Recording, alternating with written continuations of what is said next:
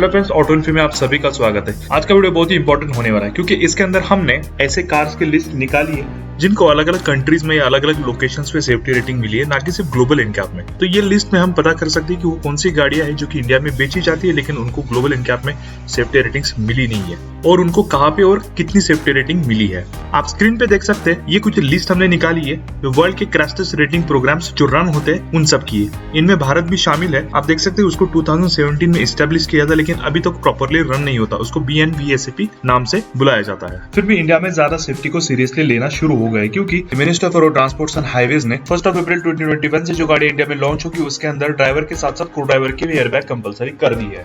तो चलिए देखते कौन सी कार को कितनी रेटिंग मिली है। और सबसे पहले 2 इंडियन कार्स लेते हैं। उसके पहले अगर आप चैनल पर नए हैं तो प्लीज चैनल को सब्सक्राइब कीजिए, बेल आइकन प्रेस करके ऑल ऑप्शन सिलेक्ट कीजिए। अगर वीडियो अच्छा लगा तो लाइक भी जरूर कीजिए। तो सबसे पहले देखते हैं इंडिया की सबसे सेफेस्ट कार टाटा नेक्सॉन। और इस कार के बाद पूरे वर्ल्ड को पता चला कि इंडिया के मैन्युफैक्चरर्स भी 5 स्टार सेफ्टी रेटिंग वाली कार्स बना सकते हैं, और वो भी कम कीमत में। और टाटा नेक्सॉन इसलिए खास है कि इसके बेस मॉडल से सारे सेफ्टी फीचर्स हमें देखने को मिलते हैं जो कि नॉर्मली टॉप मॉडल में मिलते हैं बाकी कार्स में। अगर सेफ्टी रेटिंग की बात करें तो इसको ग्लोबल एनकैप में 5 स्टार सेफ्टी रेटिंग मिली है अडल्ट सेफ्टी में, और 3 स्टार सेफ्टी रेटिंग मिली है चाइल्ड सेफ्टी में, जो कि डिसेंट है।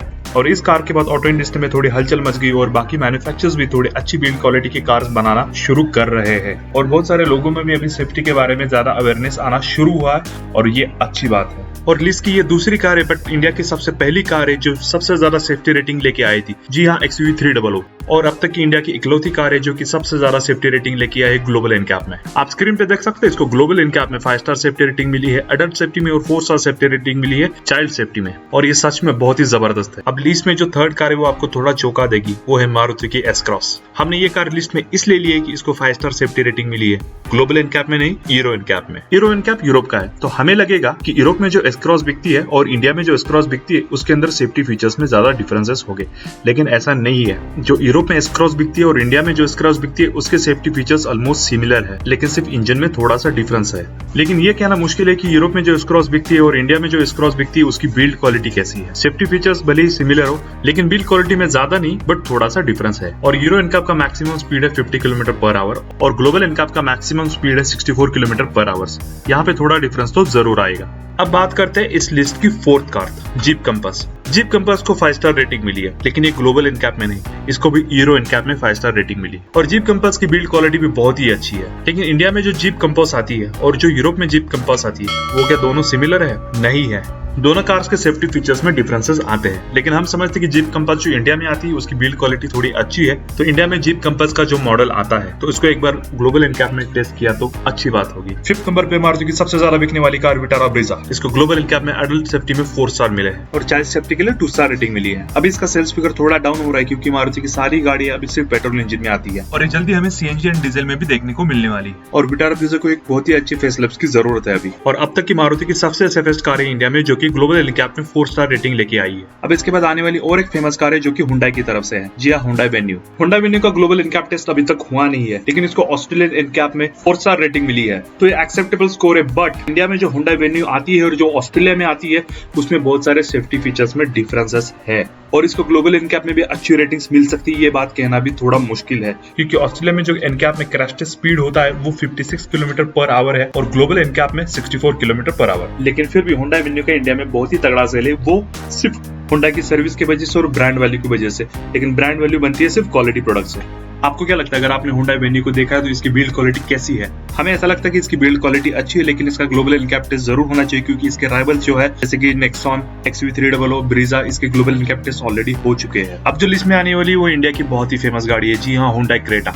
और सबसे ज्यादा पूछे जाने वाला गूगल पे सवाल ये है कि हुंडई क्रेटा की सेफ्टी रेटिंग्स कितनी है, तो इसलिए हमने हुंडई क्रेटा इस लिस्ट में ली है। और हुंडई क्रेटा को ग्लोबल एनकैप में कितने स्टार्स मिले ये बता नहीं सकते क्योंकि इसकी ग्लोबल एनकैप टेस्ट अभी तक हुई नहीं है।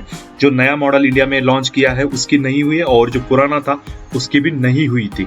लेकिन पुरानी क्रेटा को लैटिन एनकैप में 4 स्टार मिले हैं, जिसमें 4 स्टार अडल्ट के लिए है, 3 स्टार चाइल्ड सेफ्टी के लिए है। और लैटिन एनकैप का फ्रंट कोलिजन का क्रैश टेस्ट स्पीड है 64 किलोमीटर, जो कि ग्लोबल एनकैप के क्रैश टेस्ट के बराबर ही है। लेकिन थोड़े टेस्टिंग के तरीके भी अलग रहते हैं, तो हम समझते हैं कि इसका ग्लोबल एनकैप भी टेस्ट एक बार होना चाहिए। अब हम अगली 8th नंबर की कार देखते हैं जिसने एक्चुअली इस सेगमेंट की शुरुआत की है।